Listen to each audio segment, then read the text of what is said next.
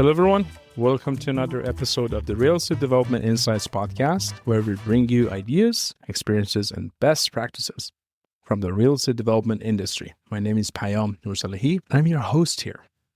My guest for this episode is Jacob Cohen, or Jake.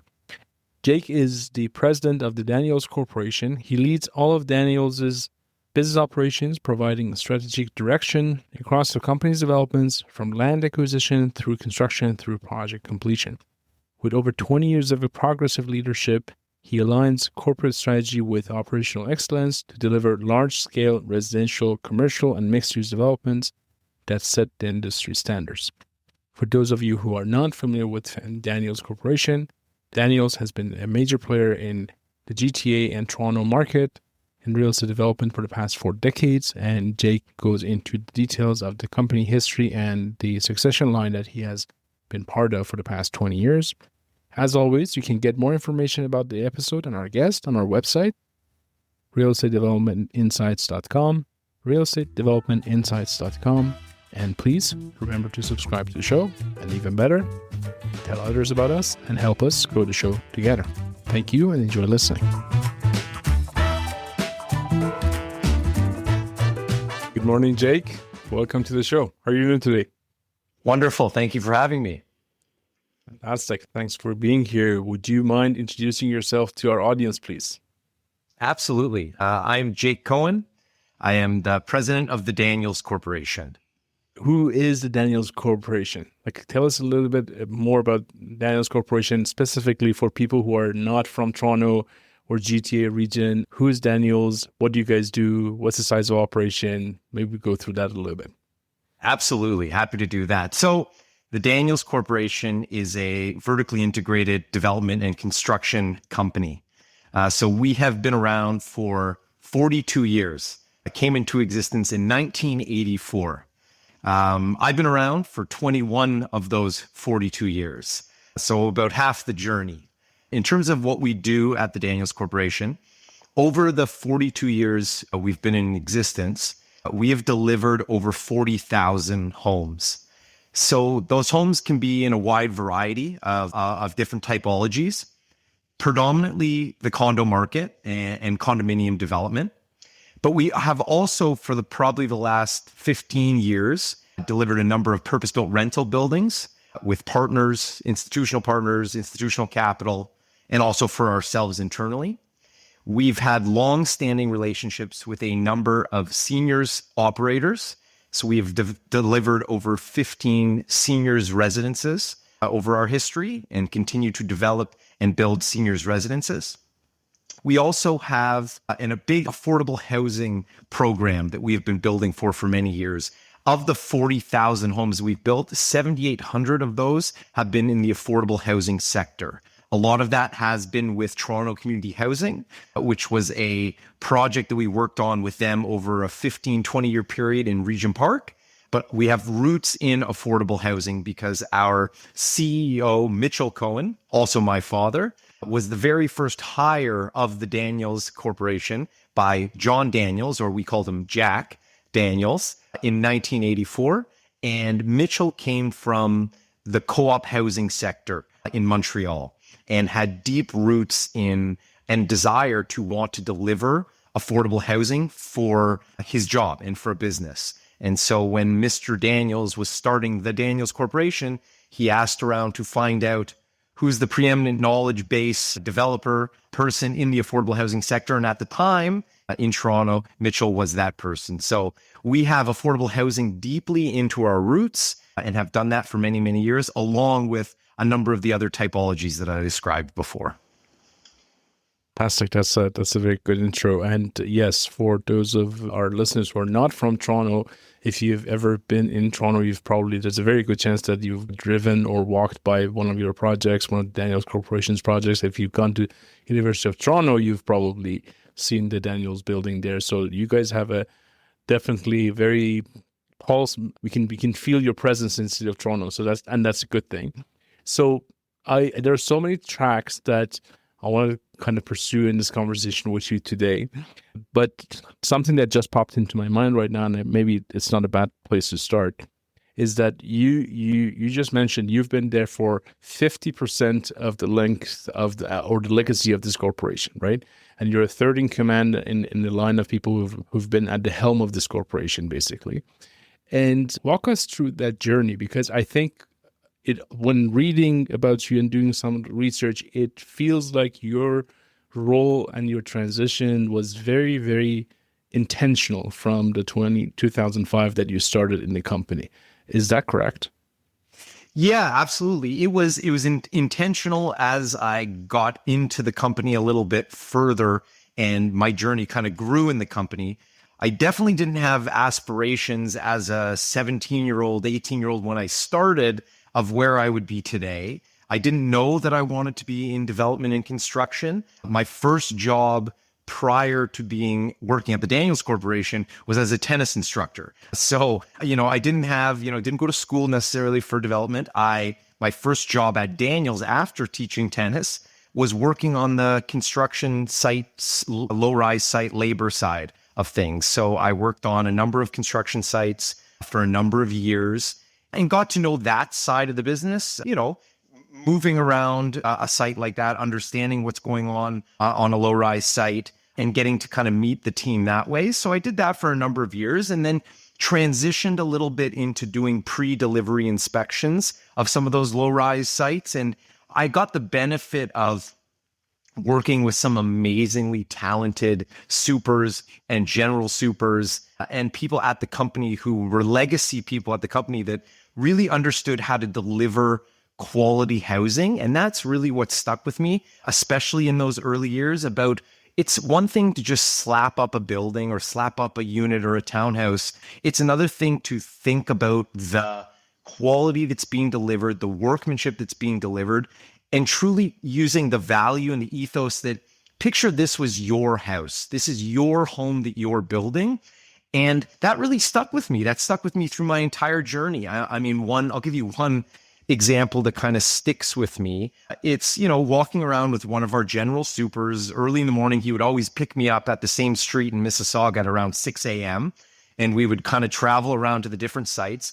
And when we would go to one of the sites, we were looking at a pre-delivery inspection of one of the townhouses. So we had a bunch of green tape that we would be putting in areas if the drywall was a little out or if the light fixture was not quite right.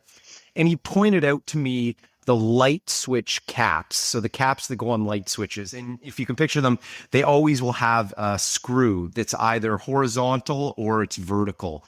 And he said, what I'm going to tell the guys who are working on the site is I want every one of those screws to either be vertical or horizontal, but they both have to be that and they have to be matching.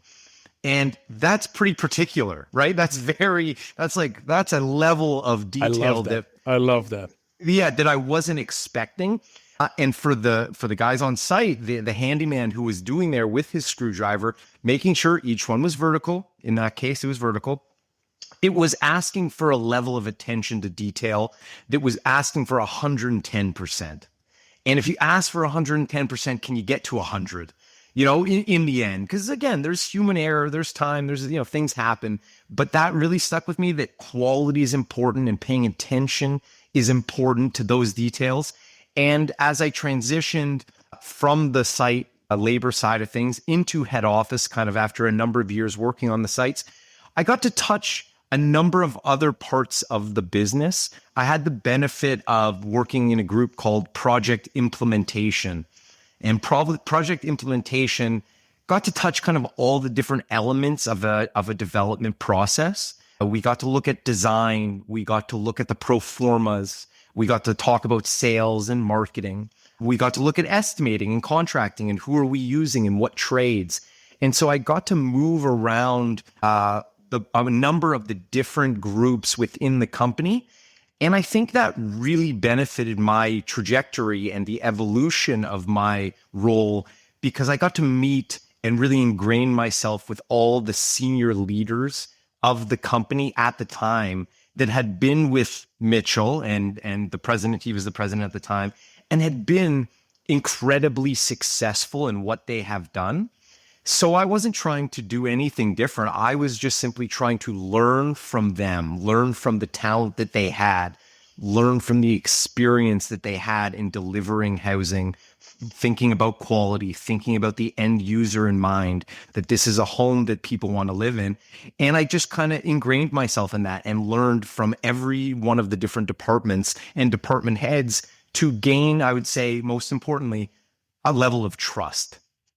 It was really important for myself in my position to gain that trust with these various groups so that, again, I'm not there to tell them what to do or change things or do things differently. I'm there to follow and to watch and to understand. And I think I spent a good 15 years doing that across the different departments to truly understand how the company works.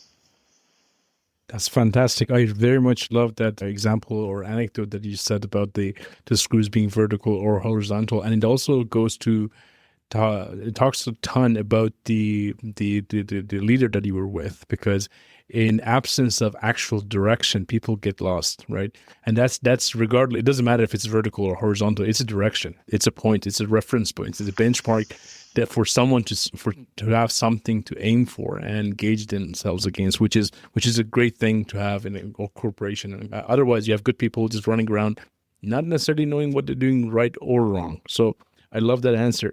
But so you've moved through these departments and roles, and you've seen different, and I would assume Daniel's being the size that it is, which I would appreciate if you can elaborate how big the organization and chart and stuff is. You would have seen different functions, different roles. If you were to look back and say, you know what, I worked for a year or two or whatever in this particular part of the corporation, and I think this is the part that other developments, or maybe even in your own company, is underappreciated, or the role is underestimated. Is there a team or department that you think it's undervalued or people should pay more attention to? Absolutely. No question. Such a good question. It's the customer care and service and warranty team. The customer care and service and warranty team is such an important group because they are the interface with the people who are buying the product that we are trying to sell, or that we are trying to rent, or that we are creating. My experience on the customer care, service and warranty team was kind of second. I went from the site to then customer care, service and warranty. And I got to work on a really specific job. It was called Kilgore Estates, which was at Bayview, just north of Eglinton. Beautiful residence, geared towards maybe a higher affluent group of people. 226 units in 2 phases. But what I got to learn during that experience working with customer care, every one of those units at that time, we were willing to do customizations for, which was a really interesting thing. It was an interesting time in the market because, someone was willing to spend quite a bit of money to buy a nice condo sized unit. Maybe they're downsizing. Maybe this is their forever condo environment, and they want it to be very specific.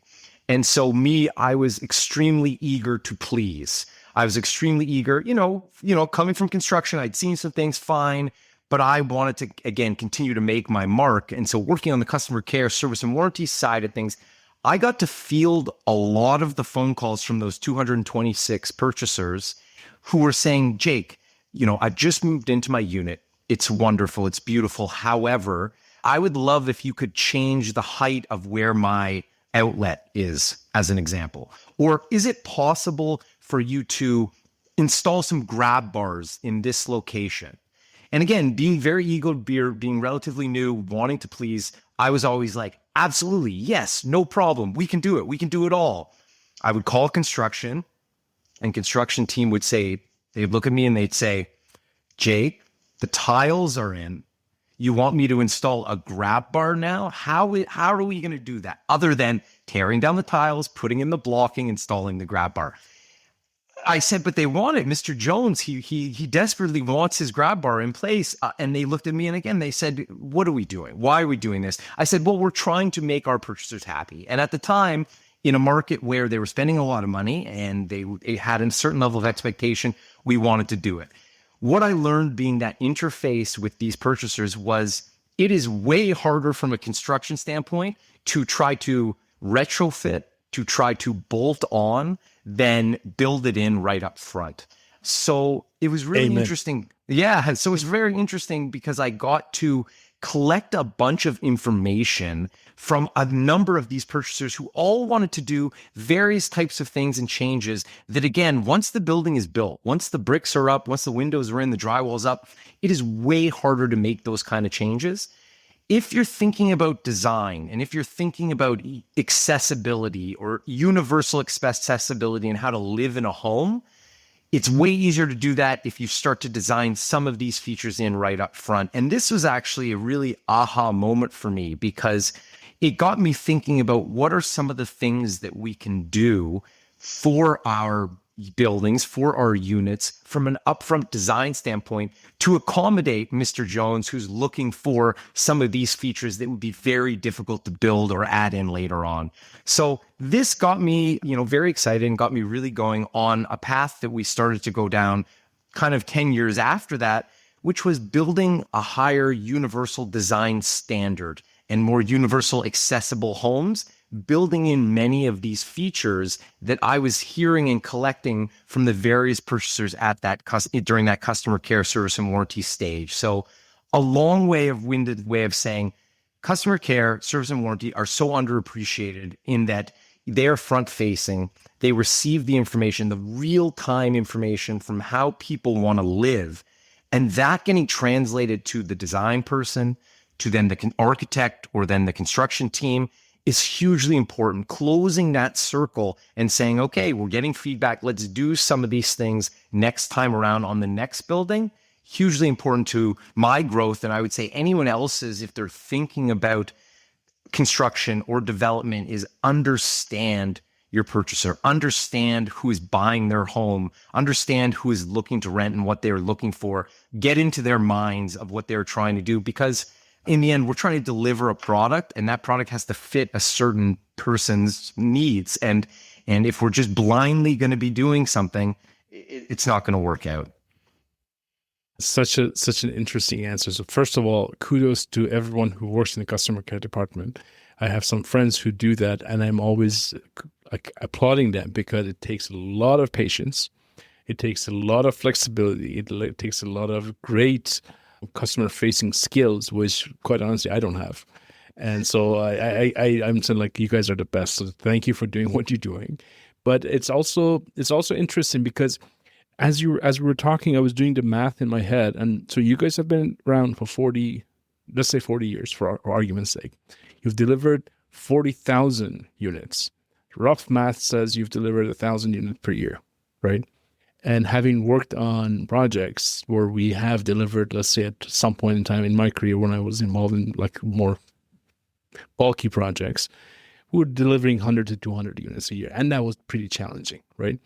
And so part of me wants to think for you to be able to consistently or on average deliver around 1,000 units a year, you probably have very systematized checklists and processes and procedures in place, which kind of makes me question, how do you customize that? Because you're also customizing some work. Like, how do you find that line? What's the balance there? Yeah, absolutely. So it's really important. And I think the market has definitely evolved from that Kilgore Estates site where 226 customized units done twice in 2 phases, where each unit is actually individually specified. The flooring, the tile, the backsplash, the countertop, all of them were different. We took our learnings from that and we said, okay, how do we streamline this? Because if we want to ramp the company up at that time and do more of this, we do need to have some specific things that we're going to be following. And so it was a fine balance of, okay, introducing some more specific packages that have these features and colors and levels of customization, upgrade options, keeping that more in a contained box that says you can work within these 5 options, not these 15 or endless options. And I think as the world turns and as the markets evolve, that high level of customization, there's still a place for that somewhere. But I think for Daniels, we slotted in after that project into somewhere slightly below that, which was we want to deliver lots of homes for various different people at various levels, not necessarily the highest end, at various levels of affordability and accessibility. And so streamlining the customization while still remaining relatively open to certain things that people might need and listening to those needs, that's where we learn to kind of get a little bit more flexible. I mean, having certain very specific targets in mind about how many items per pre-delivery inspection we are going to have on on a unit, 3 items or less on any unit that you are walking through, big, small, medium sized. Having the construction team focus on having only 3 items that are going to be found is a benchmark. It is a very high benchmark to get because it forces the construction team, the handyman, the finishing super, the group who is in there doing that hard work at the end of the day to really pay attention and fine tune. And when you're doing that at mass scale, that's very difficult, but it comes down to training and it comes down to oversight. And again, we have systems in place where we have incredible oversight, incredible training, but then we allow the groups who are in the buildings, the people who are in the building, again, to follow that procedure and then be able to try to meet those marks. Does it happen every time? No. Every building can be a little bit different, certain nuances, certain challenges, but for the most part, hitting those benchmarks is really important to maintaining, the level of standard that we're hoping to achieve. I have to say that's a very high bar, having 3 PDI items on the list. And for context, for those of our listeners who have not been through this process, so what Jake is talking about is that when you buy a unit as a purchaser, toward the end, just before you take occupancy, you have a chance of walking the unit with someone you like or like a consultant or someone, and see things that are deficient in your mind. So mark it up as part of your PDI or pre-delivery inspection form, which is part of a ecosystem that I don't want to get more into here. And that basically you're telling the builder that these are not to my satisfaction, and the ones that are valid, the builder goes there and they fix them before they turn the unit over to you.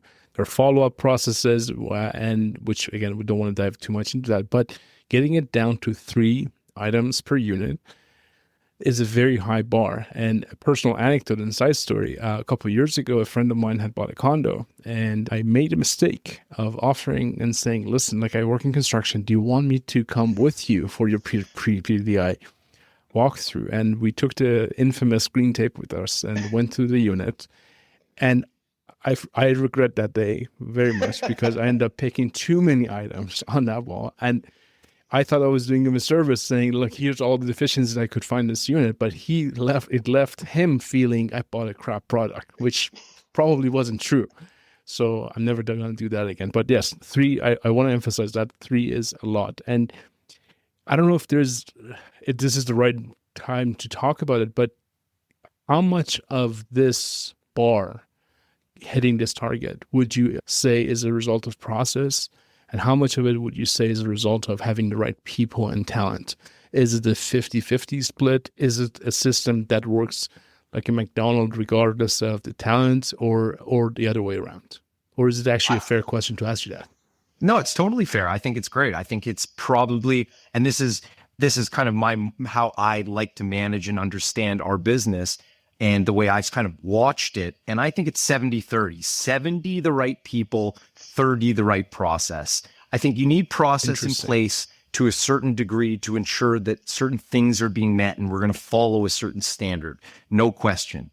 However, you can put any processes you want in place, but if the person across the table from you, when you are trying to teach them how it is or what our standard needs to be, don't care about that. Don't share those values that we share as a company. It doesn't matter what process you have. So you need the right people.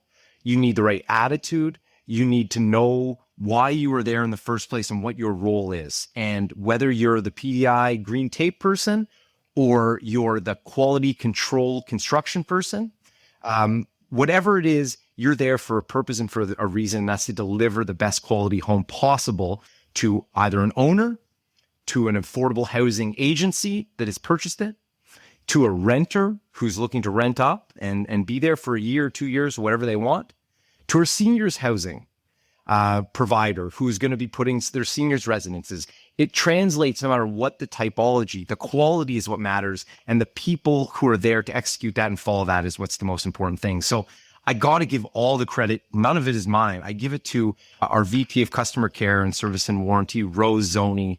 who has been in the business for a very long time. It is unbelievable what she does in terms of compassion, shared values of wanting to deliver the best for the homeowners or the renters, and then having a playbook that she can follow, that when she's thinking about hiring and bringing people on or teaching how it works, it's very easy to see what needs to be done.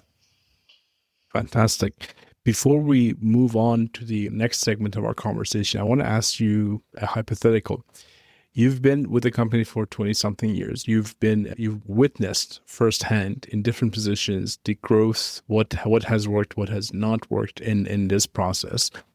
And so hypothetically, if for whatever reason tomorrow morning Jake wants to start from scratch another company, which hopefully in the 20, 30, 40 years from now would be the next Daniels, right? What are some of the core principles or takeaways that you would take with you and say, you know what, I don't have all that resources, I don't have that reputation, I don't have that team with me. We're going to start from scratch. Here's ground zero. These are the 5 things we're going to stick by to make it happen, to increase our odds of getting there. What are those? Okay. Let's see. This is a good one. Be humble. You don't know what you don't know. And I think that's a really important factor, at least from my perspective. This maybe doesn't work for everybody, but from what I can see, surround yourself with people more talented and smarter than you are. I mean, that's fundamentally for me has always been a life advice that I've been given that says, like, you're not going to know everything. So why don't you surround yourself with people who are going to help you get to where you want to get to? So surround yourself with talent. I had that. I was very lucky, as I mentioned earlier, about the OGs, I'll call them, who knew how to do the business, understood how to do the business. If you're starting from scratch, you don't need to be the smartest guy in the room, or smartest gal in the room. Find the people around you to surround yourself with. So I think that's a good starting place. Understand the product of what you're trying to deliver. Truly understand it. And so you can start small. It doesn't need to be a massive 350 unit rental building or 400 unit condo tower. It can be smaller. It can be scalable. Do something where you understand the units and think about livability. Thinking from the inside out is always a really important, again, thing that we've thought about at Daniels all the way along from a design perspective. Don't let the form mess with the function. There's a worse way of saying it, but I think you get the drift. Don't let the form mess with the function. The function is really, really important. How units live is really important. There's a world of squeezing and tightening up units and having smaller everything. I mean, those work in certain circumstances, but they have to be livable. How are they livable? Are there certain things that you can do to your unit designs to make them more livable, even if they are smaller? So I think that's it. Those are a couple things.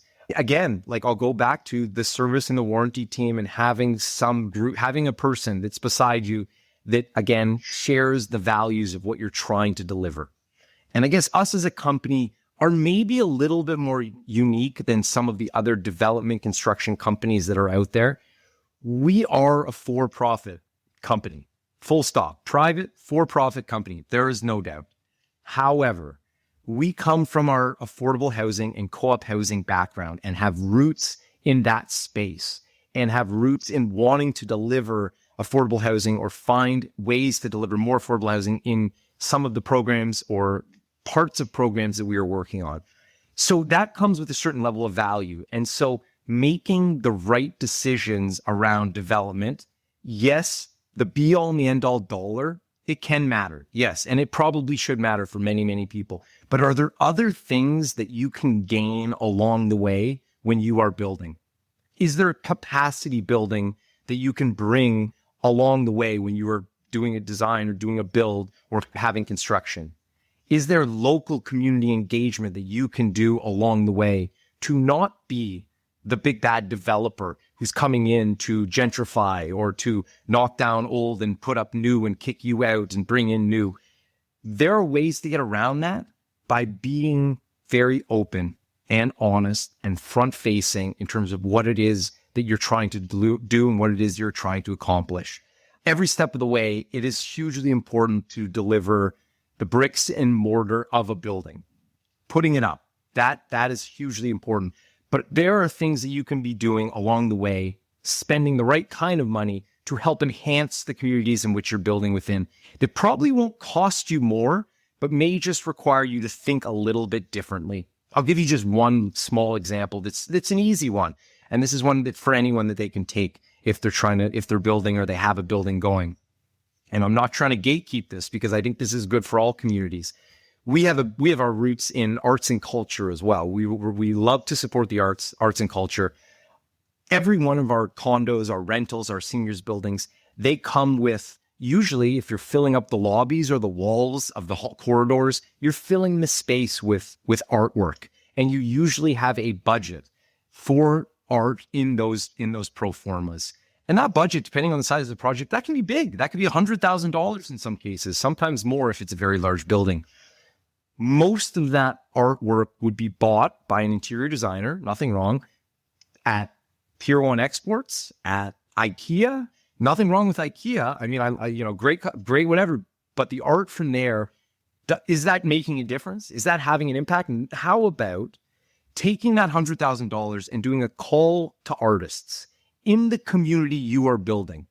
There is so much talent in this city or any of the cities that people may be building within of artists who would be dying to try to get their artwork, one, commissioned, and two, put up in a building that can stay there for perpetuity. So that's what we did. We took every one of our art budgets and we said, we're going to go to local artists in the communities that we're building. We'll do a call. We'll say we have 15 spaces to put this local art into the building, and we'll put a little plaque with the person's name and recognizing what it is they're doing. And it's a very small thing. It's a very small thing that can make an actual difference to someone else's life beyond just going to IKEA and buying stock print art from the Banksy website or whatever it might be. So, I would say, the be all and end all dollar is important in development and pro formas are important in development. There are other things you can do to enhance who you are, your brand, do good while also making money and creating a business. I love that answer, specifically the last part. We have had our previous guests on this podcast have basically said that what we're doing is similar to putting art pieces into a museum that lasts a long time. And these are the buildings you're building. These are parts of the city we're developing, and each of them within themselves can have characters. I know specifically one of our previous guests here, Costa, in one of his projects or his only project of that scale, he did exactly what you described, and he went to the local school. It's on Kingston Road and Main in Scarborough, and they in the lobby of that building, which is a 68 unit, I want to say, purpose-built rental building, they have all these arts from the local school, and it's all about green world and how green energy and helps. And it's actually an impressive scene when you walk through that lobby. It gives it character, life, and it's a pretty enjoyable thing to think about it. With this, I want to transition into some of the corporate Daniel's more landmark projects, right? You guys have worked on some very iconic projects from, I think, Regent Park, like you kind of touched on it, and you've done many others. I believe you guys have done redevelopment on Square One, if I'm not wrong, and other projects. How does one go about thinking about something like that? Like when you're thinking, developing, like it's I think in some cases it might become a multi-decade project. It's a long process. I'm sure you go through different people, through different authorities, through different different eras of industry evolution. Like there's a market's hot, market's not, and then different things. How does one approach that? How do you plan for that? How do you think about it to make sure that by the time you're done, you're not 10 years behind? You're actually, hopefully you're 10 years ahead when you're getting there. Any specific thoughts on that? Yeah, I think it's a real challenging one when you get involved in these long-term master planned communities. And that's a number of the things that we have been involved in over a number of the years. 20 acres, 25 acres around Square One, 30 acres in Brampton, and then 69 acres in downtown Toronto in the Regent Park revitalization. And maybe I'll just pause on that one in particular. I think the important thing around that for us had been staying consistent in terms of who we are and what we do and what we can deliver. You said it, the politics can change. and shift. Leadership at various municipalities and levels of government can change and can shift, and that can change dynamics and kind of send you off into different tangents.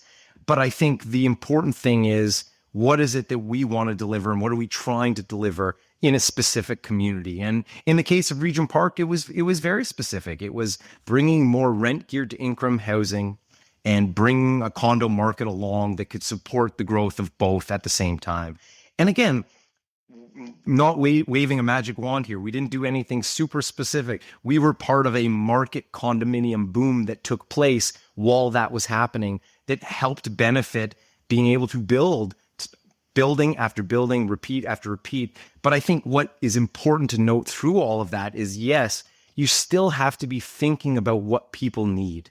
What are people looking for? What are the size of the units that they want? What are the amenity spaces that they're going to want exactly today, but also 10 years from now? And so being smart about curation of our spaces and our buildings and thinking in the long term, whether it's a condo or it's a rental, how are the operations? What are the maintenance costs going to be for some of the features in some of these buildings? And will it be a burden on a condominium 10 years from now?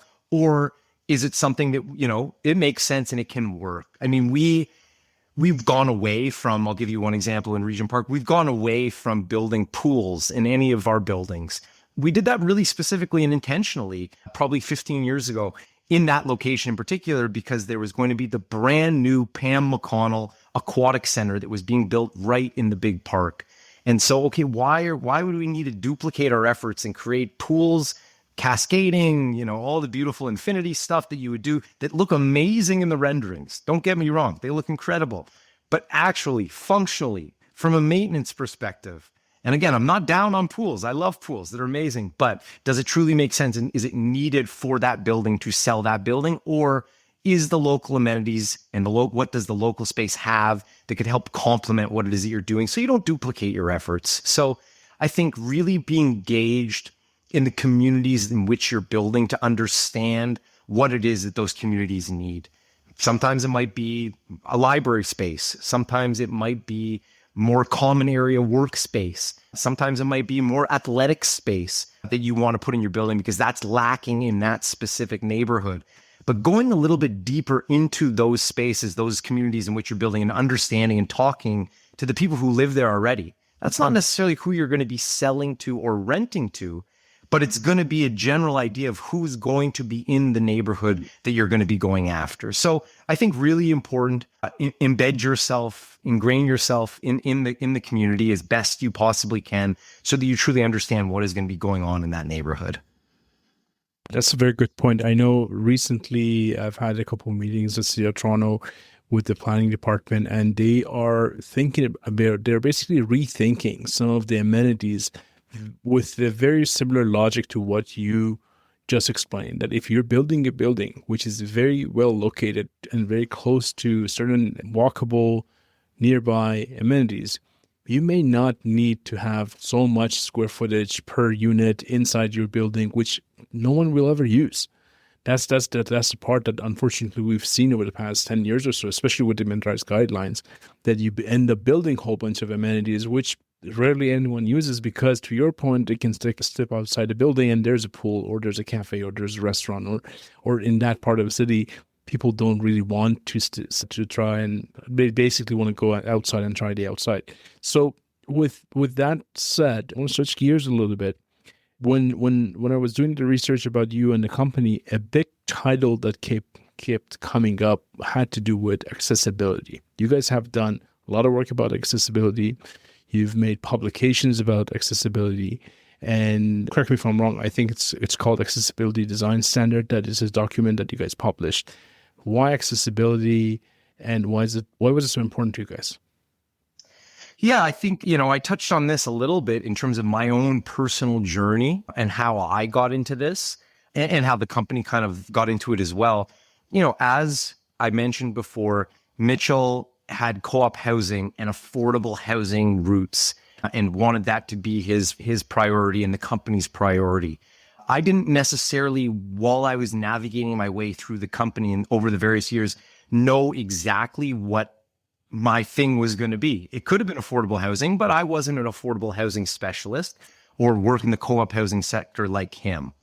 What I did get to experience was what I described at the Kilgore Estate experience and then a number of other buildings, which was how do people live in their units and what do they need in their units that will make them more livable. And combine that with the fact that we worked a lot with a lot of seniors housing providers and seniors housing operators that were working with an aging population. And so combine the two. Yes, there will always be a home and a space for seniors residences and seniors accommodations.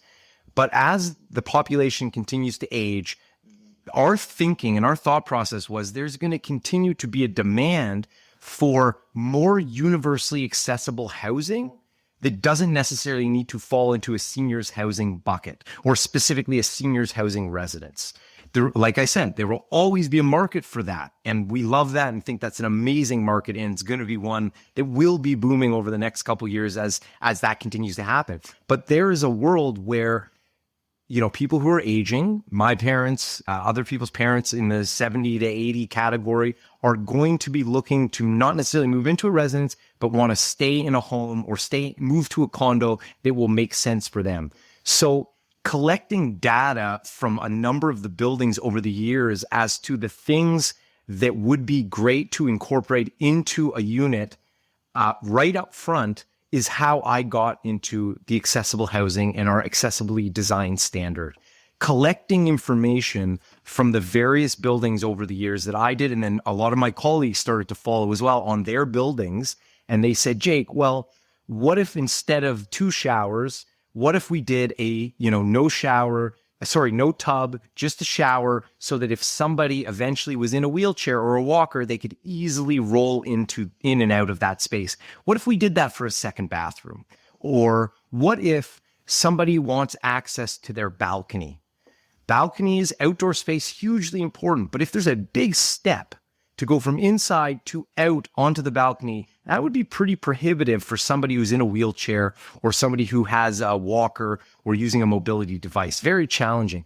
What if we designed up front a way to have a seamless transition from inside to outside? Okay, those are things that you can do. Those are things you can add to your condo units, to your rental units right up front. And it's way easier to do that before, like I said, any bricks and mortar are put up, before the drywall's up, before the windows are in. If you're designing up front and incorporating, and we collected probably 8 to 10 of these specific items that were enhanced building standards better than building code. So again, that's the thing. We're following building code, but how do we make them more livable? How do we ensure someone has the right turning radius within certain space so that they can maneuver within their bathroom, their bedroom, and their kitchen? Typically, that is there's a certain segment of units that's allowed to do that. We're saying, what if we design it up front that it can be done in more units for more and better universal accessibility? So I got into it because of the information and the research that we gleaned and we learned. And then we just said, let's put it into practice. Let's install our own standards into the buildings going forward. And we did that. And we were very proud of what we did. And we did it in a couple of buildings in Regent Park and then a couple of buildings in Mississauga and in Brampton. And then I got the experience of having to bring one of my friends who's in a wheelchair. His name's Luke. And I said, Luke, you got to come look at what we've done. It's amazing. You're going to love the unit. It would be perfect for you. You'd be great. And he rolls in his wheelchair and he does he says, Jake, I'm going to do a roll through. And he does a roll through. And as soon as he's in the lobby, he starts pointing things out. So to your point, he is an expert. You were an expert when you were doing your PDI. He is an expert in terms of accessibility. And he said right off the bat, it wasn't green sticky tape, but it was, this is what's wrong with the lobby. There's carpet transitions. There's not a great way to access the concierge reception desk because my knees bang up against them. There's not an automatic door opener in this location, even though it should be in this location. And so Luke was incredible to basically humble us and say, guys, amazing. Your units are fantastic. We love what you've done with those units. You got to figure it out from when I'm on the street to how I get through the building. And so we kind of were like, okay, we've got to fix this. And so we went from dealing with the units to dealing with the entire amenity space and the entire building and overall path of travel, so that we're developing buildings that are more universally accessible. And it could be someone who's in a wheelchair, absolutely, like Luke, but it also could be someone who's with a walker, or a mother or father who's got a kid on their shoulders and they're holding grocery bags and they're trying to move around and they don't want to trip on a carpet that's this thick because it looks nice and it makes sense for the interior designer. Think about the function, think about how people use the spaces, and then implement that. And you can do so in ways that won't feel institutional, that won't make it feel like a hospital. It's not going to make it feel like a retirement home. And many of them are lovely and beautiful, but you can do it in really tactful ways and smart ways. And so incorporating that level of design is what we've really gotten into, and tried to promote that as much as we can across the industry. And that's why, again, we not trying to gatekeep the standards that we've created. We're encouraging others to participate, use them, try to incorporate them into their buildings. There's a great coalition that's been started called the Accelerating Accessibility Coalition. And they're an amazing resource that hold all of the information that we've given and others have now contributed over the last 3 years of its existence to try to, again, enhance universal design standards. So that's where I would say my passion and my understanding of it came from, which kind of dovetails nicely with Mitchell and our values and our company ethos of affordability and also accessibility kind of mesh well together. I love that answer for some reason that might not necessarily be obvious, because what I'm listening to you for the past little while that we're talking, and we deal with on a daily basis with newer developers, with developers who are much further behind, if you may, on the maturity chart or maturity spectrum of being a developer, right? But now we're talking with you as a representative of a company who's been around for more than 2 decades, has a very successful track record of delivering less than 3 PDI per units, which is a great bar. And I love the fact that we're, like, for our audience as well here, that we're depicting how the maturity moves. Like, I'm just thinking in my mind, please disagree with me if I'm wrong, that I'm thinking in the earlier stages of a company's evolution or growth, when you're building, you're basically more likely to try and survive. But once you get to the stages that Daniels Corporation is at, it's not about surviving, which is a great thing, but it's also about fine-tuning and getting knee-deep into these very important items. Like, everything you just said is super important. I wish more, I guess this is my way of saying, I wish more people can get to the stage of maturity as a company, as a portfolio, that they can pay more attention to what just explained. Because, I as you were just talking, I'm thinking, like, even in our buildings that we've done, and we've tried to do a whole bunch of accessible best practices. I'm sure there are issues. I'm sure there are issues that we haven't looked at it as closely. So that's a great thing. And I think that's also something for people who are starting out and trying to put together a development portfolio and building a company to aim for. That at some point in your journey, I would like to call it, that you get to a point that it's not just about more and bigger and more portfolio. It's also about fine-tuning on more important stuff and getting to a better quality. It's interesting how much of our conversation has revolved around customer feedback and client care. So I just wanted to point it out, especially for our audience who have been listening to our previous podcast as well. With that said, aside from accessibility, are there any other trends or movements in the industry that you're seeing that you say, you know what, this is an interesting movement. I wonder where it's going to go in the next 5 to 10 years. I'm very excited for it. Does anything come to mind? Yeah, absolutely. I mean, we're really interested in and have been for many, many years, but now even more so because of time is of the essence. Low-rise stick-built housing, a low-rise townhouse development and housing, and looking for sites of a certain size and scale. And, I think likely gone are the days of the 70-story monster towers. And again, it had its time and it had its place.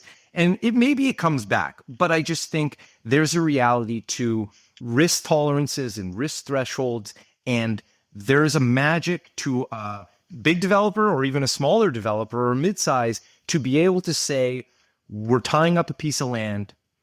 Government bodies are allowing us to move a little bit quicker through that development approval process. That's a good thing. That would be a win, cutting some of the red tape. We can design it and start construction quickly. And guess what? We can get through a construction build quickly as well. And I think it's really important. And we are focusing on pieces of land that would be like that. Pieces of land that we could either deliver for ourselves for purpose-built rental townhouse communities, or we're building for affordable townhouse communities for various regions that may need that. But there's opportunities out there to be able to build stick-built housing, townhouse housing, because there's a market for family housing. People talk about, how do you build family housing? There's spaces, there's pockets for that. It may not be in directly downtown Toronto, that's for sure, but on the outskirts, in Durham, in Peel, in those regions in particular. But I'm talking Brampton, I'm talking Mississauga, I'm talking Erin Mills, I'm talking Ajax and Oshawa. I'm talking about some of these other places around the GTA that are absolutely have opportunities that are right for that type of development, because size and scale can matter, and it doesn't always have to be bigger and more density and grander. It could actually be smaller, might be a little bit better and make a lot more sense from a return perspective. That's an interesting trend that you're seeing, and I'm happy that you're talking about it and you think about it, because you're right. We need more family oriented and especially ground oriented types of developments that works well for families. I want to try and start wrapping this up. It's been very fun. If you were to talk to Jake or someone in Jake's position 20 years ago, starting out in a company, potentially a large company, and you want to expedite or fast track their learning curve, what are some advices you would give to that 20-something-year-old or 20-year-old who is just starting out and say, you know what, these are the things that you need to really learn that would help you fast track your career? Okay, so that's really interesting, because my answer is probably going to be counter to what the question is, which is patience. Development requires patience. And I actually think there's no shortcuts in development and construction. I think you can't fast track. You can learn and you can build and use the learnings and the building blocks as a way to grow your knowledge base, as a way to grow your understanding of the business. But what served me the best was simply showing up every single day in and day out, and putting in the time and understanding and learning what we did well and what we didn't do well. And again, be humbled by the fact that you're not going to know everything and you're going to make mistakes. And hopefully you have smarter people around you that help mitigate those mistakes and make them, manageable. But it's okay to do that. It's okay to try and push things. I think that's an important thing. Developers, construction, in its nature, is about risk mitigation. But there are ways you can manage that risk in certain controlled ways. And if you're just starting out, think about how you can do that. And the way you can do that is, again, having people around you that have done it and been there before, and take some of that feedback and take some of that advice. But also you're okay to be creative and keep pushing. So, I mean, there's no shortcuts. That's the unfortunate part to the answer. I really don't think there's no shortcuts. Yeah. And you're right. Like the amount of experience you get by going through a full cycle project, regardless of the scale. Even if you're doing a house, you're doing a 3-story building, doing a 30-story building, a full cycle of that project, the amount of learning that it will bring for someone, it's, in my mind, incomparable to anything you can get from books, TVs, and TV shows, or like definitely not from HGTV or something like that. We have a traditional question on the podcast. If we were to give you a magic wand for the next 5 minutes, and you could make one wish to change a mindset, a paradigm, a rule, a principle, a guideline, whatever you want, would the goal of improving our current situation as it pertains to housing, affordability, and overall market conditions for people, what would that be? I think the fundamental challenge is uncertainty. and uncertainty, instability in the buyer's mindset. And that comes from many different reasons. That comes from politics in Canada, politics down south, world geopolitics. It comes from, am I going to have a job tomorrow? And uncertainty around, how you're doing yourself in your own life. Uncertainty around, interest rates and where they're going, and are they going to shift so great that it's going to, stop me from being able to afford my home. I think if I could wave a wand and it could just happen, buyer uncertainty would get curbed. We would have a little bit more consistency on what to expect in some of those specific areas that are big macro issues that just lead to people not wanting to be engaged or wanting to buy or wanting to even rent or transition because of all that uncertainty. If we can fix some of that uncertainty and it can kind of calm itself down, I think the market will quickly rebound and come back. And I know that's not something that can very easily be done, but with time, I believe that will start to happen and we'll start to see that again. Amen. And that's why we have the magic wand. We don't have regular one. It's a magic wand. Thank you, Jake. This has been great. Do you have any parting thoughts before we wrap this up? I really enjoyed my time with you. Thank you very much. They were great questions. Thank you for being here, and hopefully we get to do round 2 of this in the near future. Thank you, Jake. Thank you. Just one last thing before you leave, please make sure to visit our website. We have put together a whole bunch of different resources that you can download for free from our website. These include checklists, manuals, and also access to previous webinars. In case you have missed any of our previous webinars, you can go there, get the replay link, download the slides, and benefit from all these free resources that we've gathered on the website. Please make sure to visit. Thank you.